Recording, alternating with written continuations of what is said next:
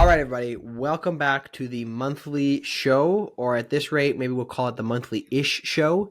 Have to rebrand it or something. I don't know exactly. But for real, though, we have been really slammed. It's been pretty crazy for both of us. Both of these past few months have just been literally like absolutely insane. So Insane. we did sort of miss the August show, if you will, but we'll make it up to you somehow. Don't worry about it. It will happen. Don't worry. Maybe you will hear more from us about that behind the scenes, what's going on. There's some pretty fun stuff for both of us. But if you're not a paid subscriber, you can't hear it.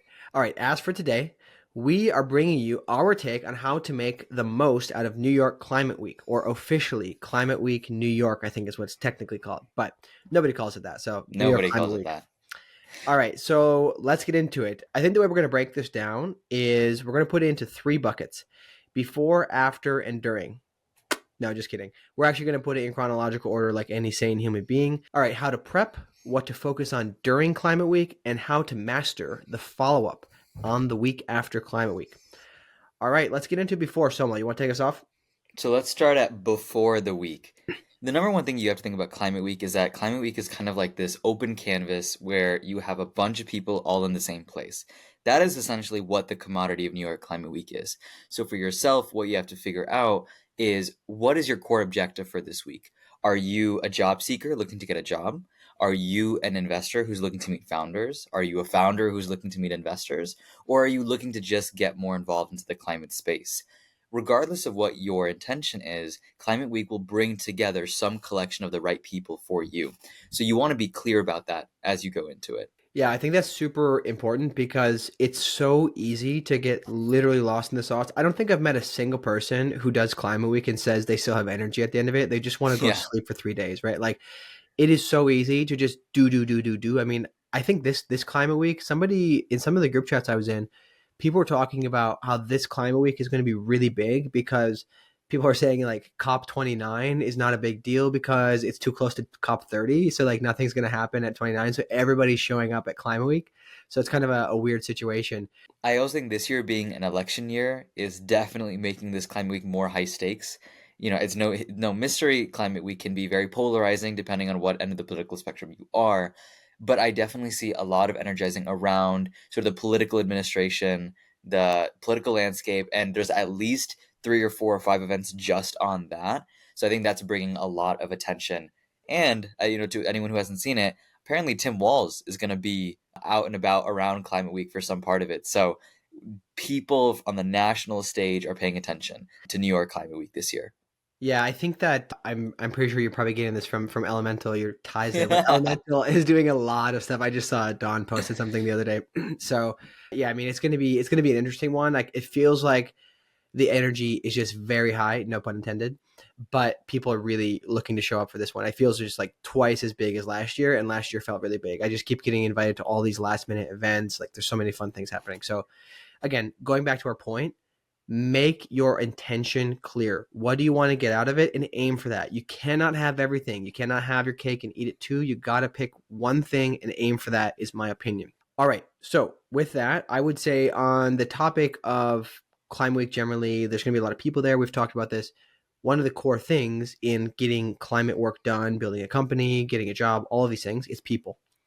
So, I'd recommend you want to make a list of the 5 people that you most want to meet throughout the week. Drop a message to them ahead of time and tell them you'd like to meet. You can do that over LinkedIn. I mean, most people in this space are obviously pretty open. If you really, really want to meet somebody, you can check the Open Door Climate group, and you can find if they have that on there, they've basically vowed that they have to talk to you. So just be persistent, but don't be a jerk about it. That's my first point, is really like getting that clear idea of the people who are going to help you in your objectives. I would say one modification that I do is when you go to an event, be cognizant of the type of person that you want to meet, right? So I think the issue with a lot of these events is that they'll bring together an inaccurate amount of people. So you think an event is going to be founder or investor focused, but in reality, you show up and there's a bunch of service providers and some climate job seekers, and there's nothing wrong about that. But if you wanted to show up to talk to founders, you are probably, in the wrong place. So one thing I would definitely emphasize is be absolutely brutal about the type of person that you want to meet at an event. If you know that the best person for you to meet is founders in the space, and you show up to an event and 80 to 90% of the people are not founders, feel free to leave that event, because the type of people that you interact with will determine the type of things that you learn and the conversations that you have. And that is essentially what you're optimizing for. And it sounds really, really ruthless, but I do very much agree with that opinion that if you, especially if you're, I mean, I guess let's put it in the context, if you're a founder trying to meet investors, okay? If you are at an event where it's basically just job seekers, like unless you're hiring, it's probably not going to be very valuable. You need to raise that next round in order to get moving. So if you genuinely care about the mission that you're working on, just be very honest about the situation and be willing to leave, right? Go to another event. Most people are going to be double or triple booked anyway. So just try to go to the events that matter. And if there is no other event to attend, you're probably better off just taking that time to maybe send some follow-ups, get some actual work done, maybe just take a breather, honestly, find a park bench, take a nap on, but don't get your lunch stolen, that kind of thing. Yeah. There's one other thing I'd mention on this is if you are specifically going after really like high value contacts, if you're specifically, seeking this one VC who just invests in your particular kind of technology, or maybe it's a policy person you're trying to meet, whatever it is. If it's a high value contact, keep those people in mind and be willing to share that you're trying to meet them. So with the way I think you can do this in a very non-sleazy way, if you ask me, maybe Soma has a different take on it, is you meet somebody, you get to know them a little bit. It's really chit chat, easy. And you ask them, hey, what are you trying to get out of this? Is there anybody you're trying to meet? Any specific person? Then they're going to tell you. And most polite people will ask you back, who are you trying to meet? How can I help you? And, maybe they do or don't help you. But if you can say very clearly, off the dome, I'm trying to meet this person or that person. Maybe you, by that point, you already know about the person you're talking to. So you probably have an idea. Maybe they are connected with this VC or whatnot. And you can then make the ask very clearly. And by the way, most people are actually pretty willing to help, especially in this space, but even outside of climate, people are usually pretty willing to help if you have a very clear ask as to what the pitch you're making is, right? If it's like, I want to tell you about my new invention or something, like it's probably going to go, nah, not so interested. But if it's, hey, we've got this thing, we've achieved X, and we need that investor now. We're looking for feedback on our deck. Something like simple like that, really straightforward. People know this is valuable to you and to the other person. So I, as an intermediary, am very willing to connect you because I gain value and rapport for both. My approach is I feel like the enthusiasm you get when you spend time with people is kind of like the main differentiator. So again, thinking about leading up to Climate Week, what I would do is if you have 4 to 5 people in mind. I mean, one thing that I know works really well for me in talking to people is when you know people that they've worked with, or you know organizations that they worked with, and you can share the same enthusiasm for those organizations that they have. So if you know they did a partnership with, this VC recently, or this, environmental nonprofit group, and you genuinely know something about that group, keep that in the back of your mind to bring up, being like, oh, do you by chance know this person? I know your org did work with them. And obviously you know that they know them, but they don't know that you know that they know them, right? So that just brings up a level of enthusiasm that you wouldn't normally get. So you think that's a good thing? Because I've always been told my ADHD and the relating to people on every single point is sometimes a little off-putting. But I do the exact same Well, thing, but I don't do it intentionally. I just like, oh man, like I know that person or I know this thing, like, and I just get so excited that we have shared interests. yeah, I think it's being willing to be transactional in the sense that, like, look, they would appreciate meeting people, and you have to find out who is the type of person they'd want to meet. But beyond that, I actually think maybe you're being over enthusiastic. I think there's a level of like, oh, okay, this person isn't going to change their life. So if you're acting like they'll change their life, they might think it's a little phony. I don't know if Yeah, that could be exactly. what it No, that is. makes sense. And one thing I just thought of, we didn't prep this on the doc already, but I think there's a lot of people who would consider themselves like very introverted and they don't like doing conferences. This advice of like, identifying who you want to talk to is very important, right? Just remember that you have to have something to talk about, whatever your thing is, and you go up to people and you shake their hand and you say, "Hey, this is me. What are you working on?" And then you can get into them, and you don't have to focus on you. And then it'll come up in conversation what you're working on, and it makes it much easier. Takes the edge off a little bit. The next big tip we have leading up to the event is identifying the 1 to 2 events that mean the most to you. And this can be 1 to 2 events for if you're there for only for a couple of days, or it could be 4 to 5 events if you're there for more days. But I think you will get distracted in Climate Week. Those first few events that you go to in the day, you're going to get tempted to spend a lot more time and energy at those places and have a lot less left in the chamber for your later events. So, knowing the 1 to 2 events that matter to you either each day or throughout the week helps you budget your energy and resources. The other thing I notice is that oftentimes you're going to these 1 to 2 events because they have people that no other place has, right? So you really want to optimize for spending the most time. Like for some events, you might go there for half an hour and then dip, an hour and then dip. But there are some events where there's a 4 hour allotted time slot and you want to spend the 4 hours there. Figure out what those 1 to 2 events are. And here's one more hack I would say. Learn the backgrounds of the 1 to 2 main organizers of the event. Reason is if you can, maybe not over ADHD it, but if you can come across approachable and like you care about the work that they do, if you build up a rapport with them, you can ask them at the event who they recommend you connect with. And if they are, willing to do that for you, they have authority when they walk through the crowd. So if they introduce you, that's a win. There's no guarantee that it'll happen, but I always find that getting to know the actual people who are organizing the event brings you a level of like familiarity that you wouldn't have otherwise. Yeah, I mean, that's what an ecosystem connector is really. Like if you know the crowd because you put the event on, you approved all the attendees or whatever, you're going to be very easily able to make some intros, and it's like it comes to mind really quickly. This is how it goes when I host events or do things as a recruiter in the middle of things. It's very very easy to be able to make those connections. That's a really good point. I would also just point out that along with what you're saying there is if the organizer is somebody who's like really, really steeped in the policy world or something, you can imagine that the kind of connections that are going to come are oftentimes going to be in that same realm.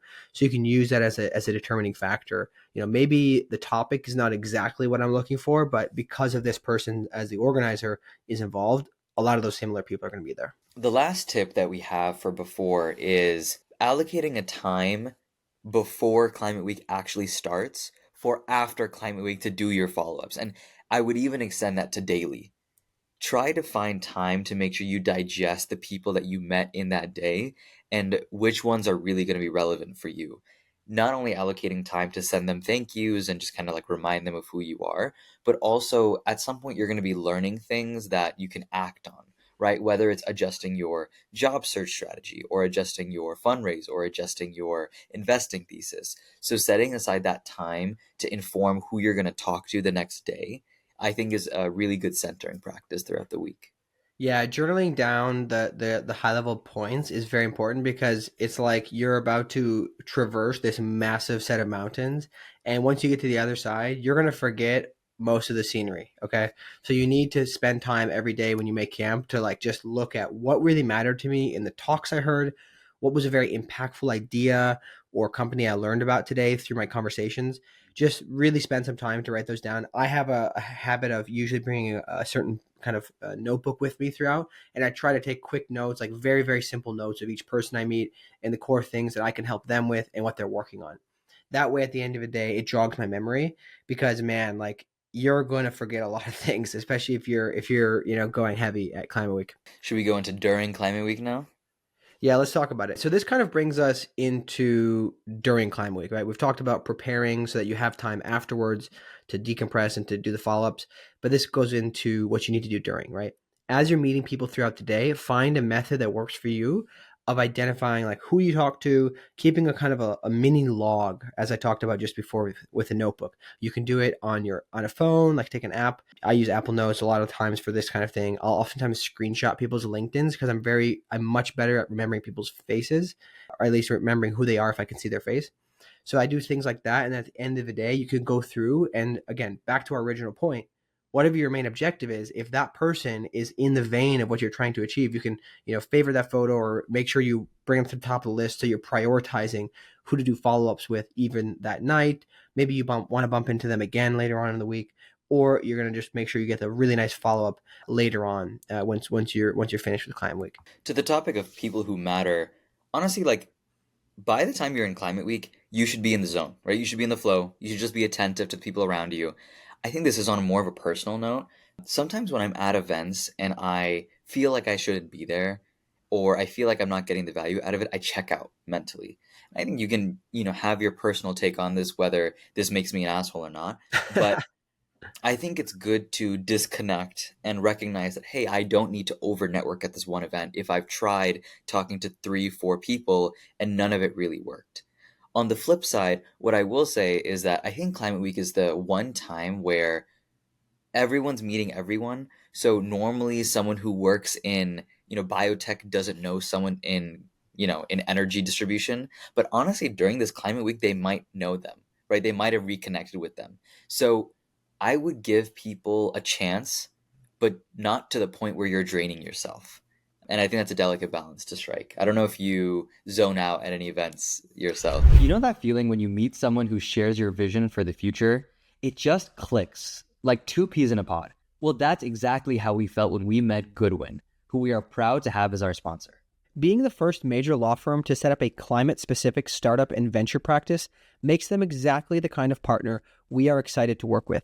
They realize that there are a plethora of challenges to building climate tech startups, and that's why they have built an entire suite of resources for founders, investors, and entrepreneurs in the space. They even offer several tailored pricing methods. And guess what? It doesn't matter where you are listening to this. Goodwin is a global law firm that you can trust to be your partner through it all, from incorporation to exit. They've got you covered. Go to goodwinlaw.com and tell them CleanTechies sent you to get exclusive access to startup resources. All right, back to the show. Well, this is the reason I get so exhausted from these things, because I'm very, very attentive when I'm with people, and I try to give people a lot of energy while I'm with them. But what I do to help that is, and I've had to hone this as a recruiter, is, and it sounds, some people might not understand this if you're an outsider, but I have to basically boil down each person into like a sentence. Okay. Like, oh, this is the person from, New Jersey who's working on like fission or something like it. It doesn't matter. Like I could say something that's very succinct, and I boil down their 3, 4 paragraphs into a single sentence. That is much more manageable in my brain. Right. And that will help me to say, okay, yes, maybe this person is not exactly who I'm looking to help, but I'm still going to store that, because I never know when someday down the road I might bump into somebody who happens to want to become a co-founder at a company just like theirs, and they are looking for a co-founder. Wow, would you look at that? Make the intro, and good things happen. I actually have a story we could talk about another episode sometime. But because I did things like this where I wasn't going to get paid for making co-founder introductions, I ended up landing a huge client from it. So I do think that these things are valuable, but the way to make it valuable is to, again, boil it down into just a single nugget that you can kind of remember easily. Yeah. And I'm not advocating to be an asshole. I hopefully don't come off that way. But I think one thing that it's important to know is sometimes the connection just isn't there. Like I think the next point Yeah. we're going to talk about is what happens when the connection is there, but sometimes it just isn't. So I think getting comfortable with the idea of like, okay, I know your one sentence, I know what you're about. I likely know 1 to 2 people that I can connect you with, and I'll make that offer. But beyond that, I can kind of just say, great to meet you. I'm going to head over here and goodbye. I Yeah. say that because that's something that I plan to do quite a bit this climate week, because coming back from last year's climate week, I realized there's like 5 to 10 people that I really remember talking to. And so I think that really makes me aware and cognizant of the time that I'm giving to people that I'm pretty sure I won't remember once the week is done.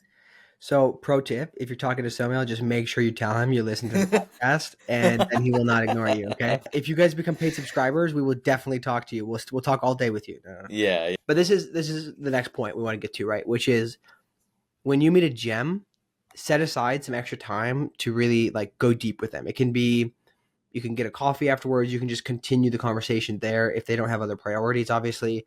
Try to connect with them again at another event later on, schedule a follow-up. It can be anything.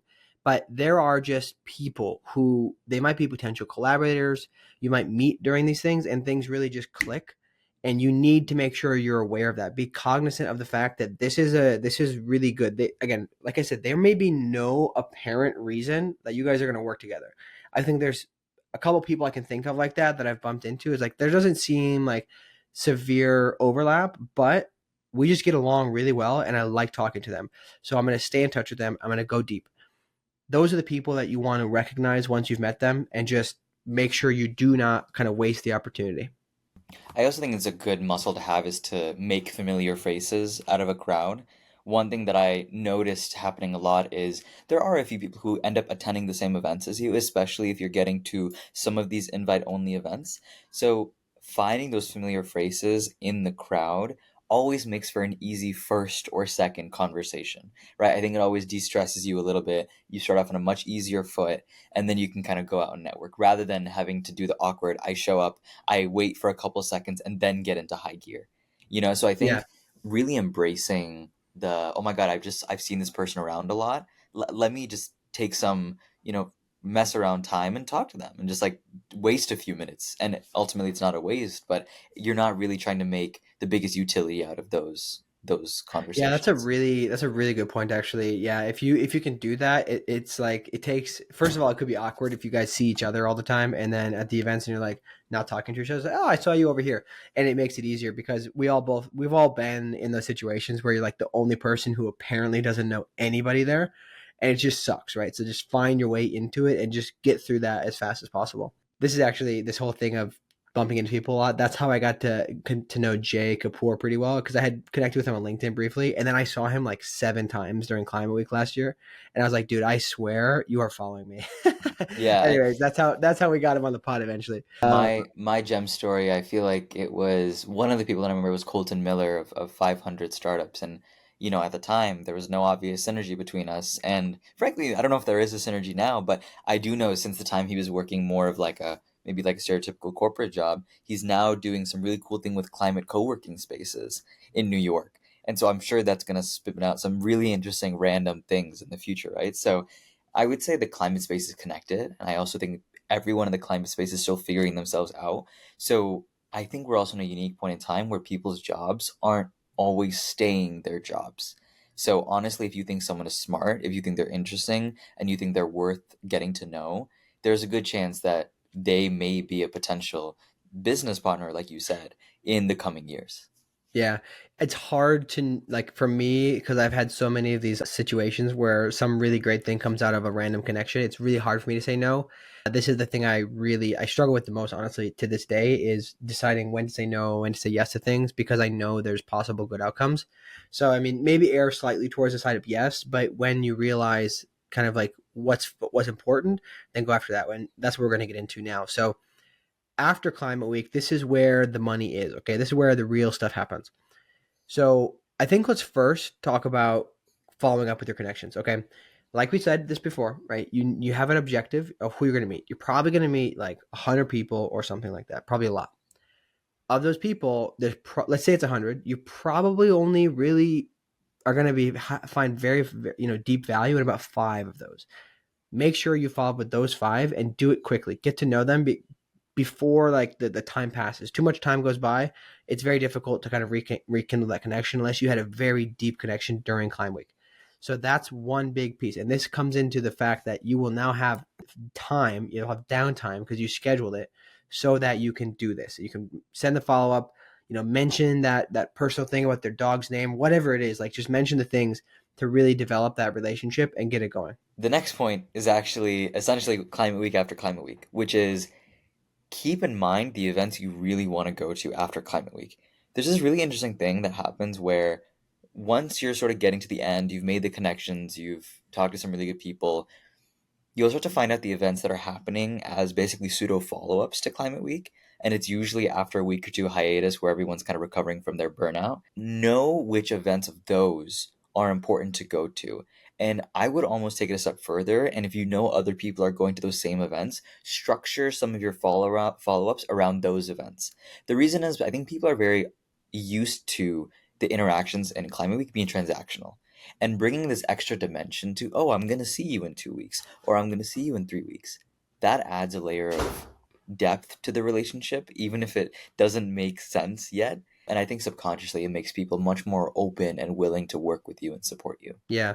I mean, I don't know if I put this on the doc or not, but I would say if you are going to be sticking around New York after Climate Week or a couple days after or the next week, I would suggest, or even if you're just there for the week, I would suggest that throughout the week, if there's a couple of those gems or those people that you really want to stay in touch with, just like invite a bunch of them to hang out for coffee together or get drinks or something. It can be, they don't have to know each other per se. There's a good chance they're going to know each other, by the way. But, you just get them together, like have something that's very casual, very chill, just get to know each other afterwards as well, or at least towards the end. So that's about people. Let's talk a little bit about content, our favorite thing.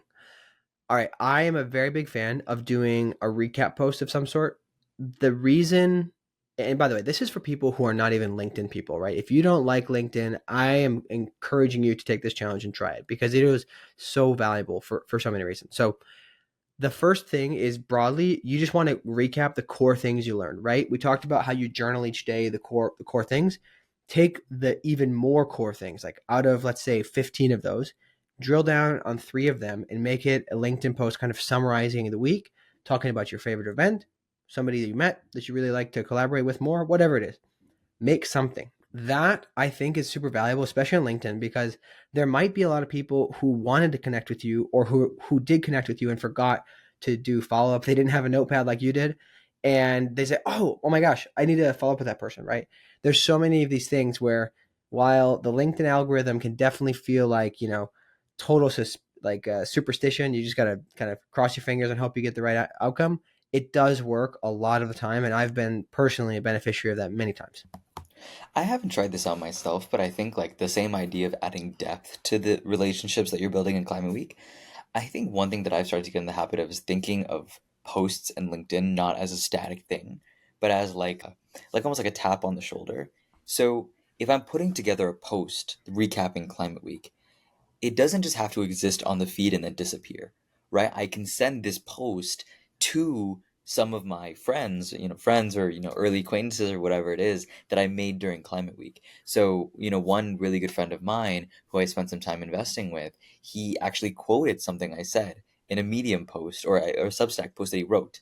And he just sent it to me and I was like, like that's so cool that you took my, advice and thoughts that seriously. So I think adding that element of personalization, again, if there's someone that you really got to know well and who you really learned from, you can even directly mention that in your post and then send it to them to add depth to that relationship. Again, this is not trying to trick them by any means. It's just getting in the habit of formalizing and verbalizing what you are already thinking and then sharing that appreciation with them.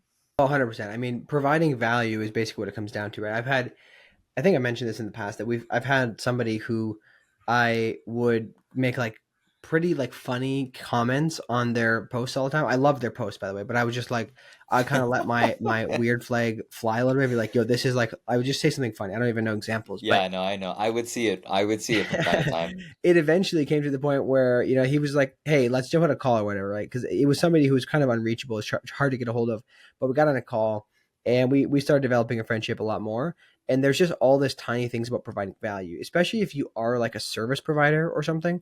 Just having that presence out there, it can be the dumbest things. Like for me, I do a lot of personal posts actually on LinkedIn with all like things going on in my life, and it doesn't have anything to do with business, but it does tend to get pretty good viewership. And it just reminds people that I exist. And they say, oh, I got to reach out to Silas. I need some recruitment stuff, right? It's very, very silly things, but I would recommend it. So that's that. Let's talk a little bit about the people who are actually more into content or they're least interested in getting more into content. I am a very big proponent of deep dive posts. Okay, so let's say out of your 3 biggest topics from Climate Week, you're going to drill down on at least one of them. Okay. The reason why this is important is mainly 2 things.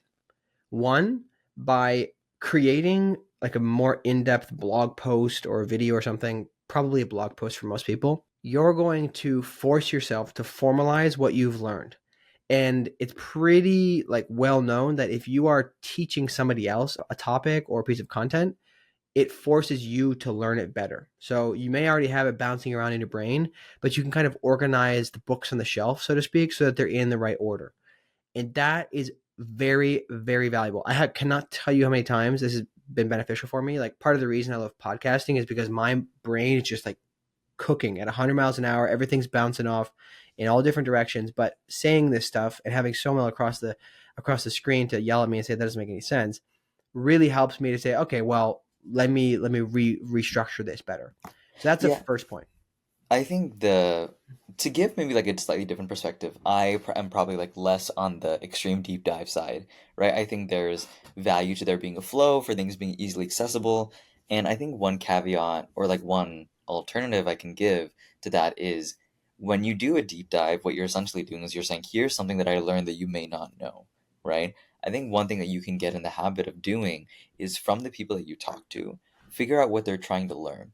And again, turning that into, okay, not just like what did I learn, but what can I include in that deep dive that answers the questions, right? When else are you going to be able to get, such rapid information from what people want to know, right? Like you can essentially ask, what are the biggest questions on your mind? And if you see a theme that climate finance is the biggest question, or doing scale ups, or raising your pre seed round, or finding a technical co founder, or finding a commercialization partner, like whatever that gap is, you can even in the deep dive focus a little bit on that to specifically answer some of the questions that you heard surfaced Yeah. during your many, many interactions during Climate Week. Yeah, this is like doing customer interviews It's up like to it's like one like to it's yeah, like finding product market fit. how do you gamify the game of LinkedIn that Yeah. you already knew was a game, Yeah. The second point, it's very similar to what you're saying, is the reason why you should do kind of like, by the way, deep dive, I don't mean like you have to do a bunch of scientific research or anything, but I'm just saying like you go deep on a particular topic, right? It's not just a short post. The second reason why I think it's super valuable is because of the internet and because of algorithms, you effectively attract more people who are interested in that same topic. You could basically argue that the whole reason we're in contact is because of that very thing, right? Where I'm putting content out, and then one day you show up and you're like, hey, this is super interesting. And obviously you were already also putting content out. So it just made sense for us to partner, right? Like these types of things are highly underrated by people who do not do content, right? And they're sometimes afraid of it, but just get started, is my opinion, and be willing to kind of put your magnet out into the universe and let the people who are interested come in. I think like what that does, it's like signaling, right? Like Yeah. content is sort of the ultimate open source signal. Another way that I would internalize that is, okay, at Climate Week you've built up, like inherently you've built up somewhat of a brand, right? You told people something about yourself, you asked for something in return, and you likely gave them somewhat of an impression, right? All of those things are likely related to whatever message you wanted to convey if you did it right, right? If you did your pre-steps and everything. So know what you sold and know what you're selling and try to double and triple down on that with what you're doing. Right? I think it's as long as you simplify the messaging for them, you simplify what is the tone Mm-hmm. and the direction that you're taking everything in, it makes it very easy for them to be like, oh yeah, this is the guy who wants to talk to founders. Or this is the guy who or girl who wants to write more content, right? And that just increases the likelihood that they'll actually send resources and people your way. Yeah. Yeah, 100%. Yeah, at the bare minimum, make sure you guys connect on LinkedIn, because these people, you can like their posts, you can help gas them up, etc. It's just going to be very valuable at the end of the day. All right, so that's a lot. We've covered a lot of stuff, so let's close it out here. I mean, these are just our ideas, right? So if you have other ones, let us know what you're thinking on this whole topic of connecting ahead of time. Drop us a note if you'd like to link up during Climate Week. I'll actually be there after Climate Week. So if you really want to talk and we're not going to be at one of the same events, I prefer that we talk afterwards. But drop us a message and we'll try to connect with you. We love to hear from the listeners, obviously, especially on this whole idea of like figuring out what content people want. We want to know what you want more of. So if you like a particular type of thing, you have a guest you want to hear from, just let us know. Also, if you do have any specific suggestions on what events we should attend, drop them in the comments. We'd love to see you guys there. Feel free to engage. It's really like, you guys may not think it's that big of a deal to us, but when somebody comments on a post, it literally is like the best day ever. Yeah. We cannot be upset the whole day. It could be literally the worst day, everything else. But if we Yeah. get a comment, we're so happy. We're doing somersaults, doing push-ups and everything, high fiving, chest bumping. It's the whole 9 yards. Okay, Yeah. so that's everything from my end. Any things that you want to leave them with? I mean, would love to meet each and every one of you who took the time to listen to this episode and listen all the way through. Please comment on wherever you're listening to this, on our Substack, on the LinkedIn post that we inevitably put this on, and share the things that you're thinking about for Climate Week. We'd love for our posts in our community to be sort of like a very friendly nexus within all of Climate Week, right? We would hope to make sure that you have a good experience. And to the point, if you ever see one of us at an event, please, again, come up, mention that you are from CleanTechies. We won't be an asshole to you. If anything, you should just hope that Silas doesn't talk your ear off, and we'll definitely make sure that you have a good time. We're going to be out there figuring out just as much as you are. So if you're part of the CleanTechies inner circle, we thank you. And to everyone, good luck at New York Climate Week. Yeah, absolutely. See you guys out there.